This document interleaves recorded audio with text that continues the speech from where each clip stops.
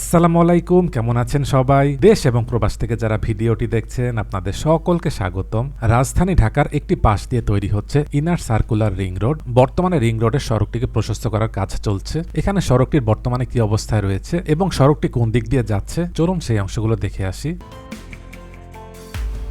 Inner circular ring road, যেটি মূলত আব্দুল্লাহপুর থেকে মিরপুর বেড়িবাঁধ গাবতলী হয়ে পোস্তগোলা পর্যন্ত, আব্দুল্লাহপুর থেকে ধৌরের মোড় পর্যন্ত আশুলিয়া এলিভেটেড এক্সপ্রেসওয়ের কাজের অংশ হিসাবে সেখানে নিচের সড়কটি প্রশস্ত হচ্ছে। বর্তমানে সড়কটিকে প্রশস্ত করার যে কাজ সেটি ঢাকা দক্ষিণ সিটি কর্পোরেশন অংশে চলছে। সামনে এটি আমিনবাজার সেতু, সামনের দিকটি চলে গেছে সাভার। আমিনবাজার সেতুর বাম পাশের এই অংশটি চলে গেছে মিরপুর বেড়িবাঁধের দিকে। এই জায়গাটিতে একটি গোল চত্বর। যারা মিরপুর বেড়িবাঁধ হয়ে আমিনবাজারের দিকে যাবে তখন এই সেতুর নিচ দিয়ে গিয়ে সামনে ইউটার্ন নিয়ে তারপর সেতুর দিকে যেতে হবে। আরেকটু সামনে সেখানে যে ইউটার্ন ছিল সেটিকে ডিভাইডার দিয়ে বন্ধ করে দেওয়া হয়েছে। যারা টেকনিক্যালের দিক থেকে এসে মিরপুর বেড়িবাঁধ হয়ে উত্তরার দিকে যাবে তখন ডান পাশের গোল চত্বর হয়ে ডান পাশের এই সড়ক দিয়ে সেতুর নিচ দিয়ে গিয়ে তারপর যেতে হবে। সামনে এই জায়গাতে গাবতলী বাস টার্মিনাল। সড়কের সামনের অংশটি চলে গেছে টেকনিক্যাল শ্যামলীর দিকে, আর ডান পাশের অংশটি চলে গেছে রায়ের বাজার সদরঘাটে। এই অংশটিকে সিগন্যাল মুক্ত করা হয়েছে, বাসের জন্য আলাদা লেন করে দেওয়া হয়েছে। তারপর দেখা যায় বাসগুলো মূল সড়কে দাঁড়িয়ে যাত্রী উঠানামা করে, এর কারণেও দেখা যায় এখানে যানজটের সৃষ্টি হয়। রিং রোডটি সব মিলিয়ে হবে 8 লেন, 4টি লেন হবে এক্সপ্রেসওয়ে আর তার দুপাশে থাকবে সার্ভিস লেন। সার্ভিস লেনগুলো হবে 2 লেনের। আজকের ভিডিওটিতে স্পন্সর করেছে অনলাইন বাংলা স্কুল। পৃথিবীর বিভিন্ন দেশ থেকে প্রবাসী শিশুরা এখান থেকে বাংলা ভাষা শিখতে পারে। বিস্তারিত জানতে ভিজিট করুন onlinebanglaschool.com। তাদের ওয়েবসাইটের লিঙ্কটি নিচে ডেসক্রিপশনে দিয়ে দিচ্ছি, সেখান থেকে পেয়ে যাবেন।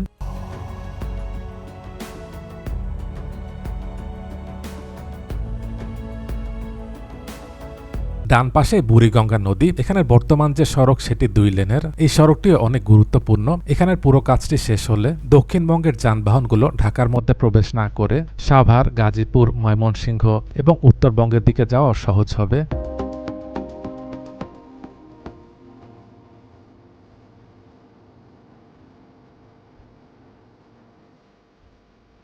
এখানে সড়কের দুপাশের বেশিরভাগ অংশের জায়গায় খালি রয়েছে, যার কারণে ভবিষ্যৎ পরিকল্পনার অংশ হিসাবে সড়কটিকে আরো প্রশস্ত করলে ভালো হবে। বর্তমানে মিরপুর বেড়িবাঁধ অংশে সড়কটিকে প্রশস্ত করার প্রয়োজন। আশুলিয়া এলিভেটেড এক্সপ্রেসওয়ের কাজটি শেষ হয়ে গেলে মিরপুর বেড়িবাঁধ সড়কটিতে যানবাহনের চাপ অনেক বেড়ে যাবে। বেড়িবাঁধ সড়কটিতে দেখা যায় ব্যাটারি চালিত অটো, সাইকেল, ভ্যান সব ধরনের যানবাহনই চলাচল করছে, যার কারণে সড়কটি বেশ ঝুঁকিপূর্ণ হয়ে গেছে। উত্তরার দিকে মেট্রো রেল হওয়ার ফলে উত্তরা 3rd ফেজ অংশে যে খালি জায়গা ছিল সেখানেও এখন অনেক বহুতল ভবন তৈরি হচ্ছে, যার কারণে ভবিষ্যতে বেড়িবাঁধ সড়কটিতে যানবাহনের প্রচুর চাপ বেড়ে যাবে। এতে করে সেখানে একটি তীব্র যানজটের সৃষ্টি হবে। বেড়িবাঁধ অংশের কাজগুলো দ্রুত শুরু করলে সেটি ভবিষ্যতের জন্য ভালো হবে।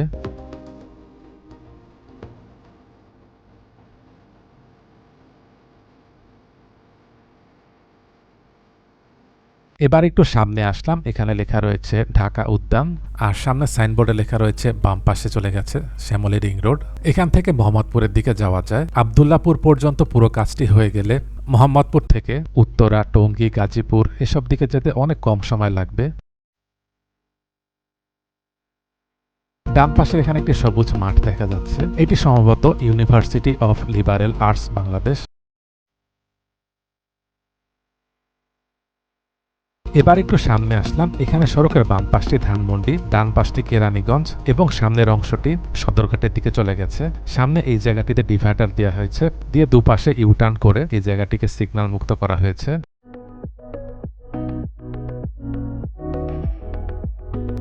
সামনে ডান পাশে এটি হচ্ছে রায়ের বাজার বধ্যভূমি।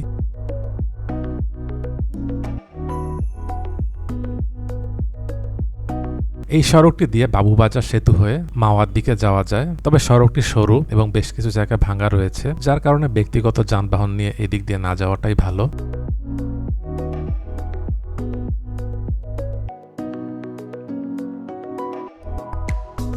রায়ের বাজার বধ্যভূমিটি পার হয়ে এবার একটু সামনে আসলাম, এখান থেকেই দেখা যাচ্ছে সড়কটিকে প্রশস্ত করার কাজ চলছে। বাম পাশের এখানে দেখা যাচ্ছে ড্রেনের কাজও হয়েছে। ডান পাশের এখানেও দেখা যাচ্ছে কিছু অংশে ড্রেনের কাজ হয়েছে। সড়কটির দুপাশ এই পর্যন্ত প্রশস্ত হবে। জানা গেছে এই ইনার সার্কুলার রিং রোডটিতে বেশ কিছু overpass, underpass, foot over bridge, হাঁটার পথ, যাত্রী ছাউনি সহ বেশ কিছু বাস পে থাকবে। পদ্মা সেতু হওয়ার ফলে প্রতিদিন 21 জেলার যানবাহন ঢাকা মাওয়া এক্সপ্রেসওয়ে ব্যবহার করে যাত্রাবাড়ি মোড় দিয়ে প্রবেশ করে থাকে। একই সঙ্গে চট্টগ্রাম এবং সিলেট বিভাগের 16 জেলার যানবাহনও যাত্রাবাড়ি মোড় দিয়ে প্রবেশ করে ঢাকায়। ফলে যাত্রাবাড়ি এলাকায় প্রতিদিন প্রচণ্ড যানজটের সৃষ্টি হয়। ঈদের সময় সেটি আরও প্রকট আকার ধারণ করে। এতে করে বিপুল পরিমাণ কর্মঘণ্টা নষ্ট হয় প্রতিদিন, অপচয় হচ্ছে জ্বালানিও। গুরুত্বপূর্ণ এই সড়কের কাজটি হয়ে গেলে দক্ষিণ পশ্চিমাঞ্চল সহ 37 জেলার যানবাহন রাজধানীতে প্রবেশ না করে উত্তরাঞ্চলের দিকে যাতায়াত করতে পারবে। এতে করে ঢাকার ভিতর চাপ কিছুটা কমে আসবে। নারায়ণগঞ্জের পঞ্চবটি থেকে মুক্তারপুর পর্যন্ত সেখানে সড়কটি প্রশস্ত এবং এলিভেটেড ফ্লাইওভার হচ্ছে। পঞ্চবটি থেকে পোস্তগোলা পর্যন্ত সেখানেও 2 লেনের সড়কটি যদি প্রশস্ত হয়ে যায় তাহলে এই সড়কটি ব্যবহার করেই গাজীপুর উত্তরার যানবাহন সরাসরি নারায়ণগঞ্জের দিকে যেতে পারবে। সামনে এই জায়গাটিতে দেখা যাচ্ছে একটি ওভারপাসের কাজ চলছে।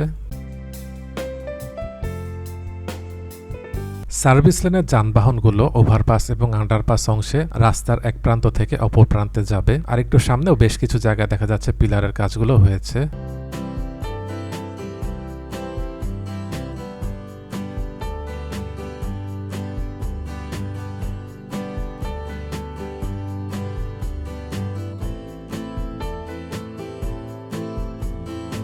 এখানের পুরো কাজটি শেষ হলে যাত্রাবাড়ি ড্যামরা যেরকম সড়ক হয়েছে দেখতে অনেকটা সেরকম হবে।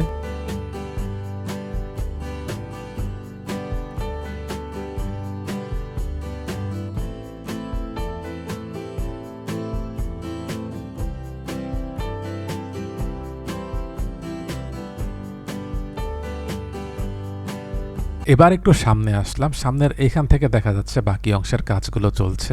গাবতলী থেকে সামনে বাবুবাজার সেতু পর্যন্ত এই সড়কটির দৈর্ঘ্য 11.7 কিলোমিটার। স্বল্প দূরত্ব, কিন্তু এক প্রান্ত থেকে অপর প্রান্ত যেতে অনেক সময় লেগে যায়। সামনে দেখা যাচ্ছে এখানে পাইলিং করা হচ্ছে।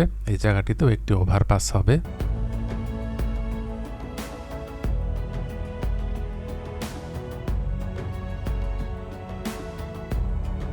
সড়কের ডান পাশের এই অংশটি দেখা যাচ্ছে প্রশস্ত করার জন্য কাজ চলছে।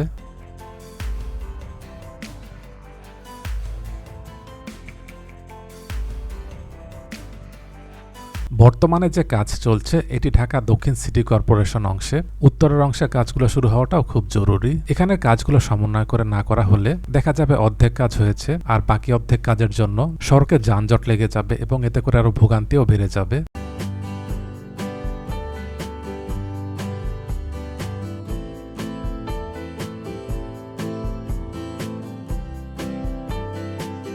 সামনে এটি বাবুবাজার সেতু। অনেকদিন পর এই দিকটিতে আসলাম। এখানের কাজগুলো যত দ্রুত হবে এলাকাবাসী এবং মহাসড়কের যানবাহনগুলো দেশের জাতীয় মহাসড়কগুলোতে এক প্রান্ত থেকে অপর প্রান্তে খুব সহজে যেতে পারবে। ভিডিওটি কেমন লাগলো কমেন্ট করে জানাবেন। ভালো লেগে থাকলে লাইক এবং শেয়ার করে অন্যদেরকেও দেখার সুযোগ করে দেবেন। দেশ এবং প্রবাস থেকে এতক্ষণ ধরে যারা ভিডিওটি দেখলেন আপনাদের সকলকে অসংখ্য ধন্যবাদ।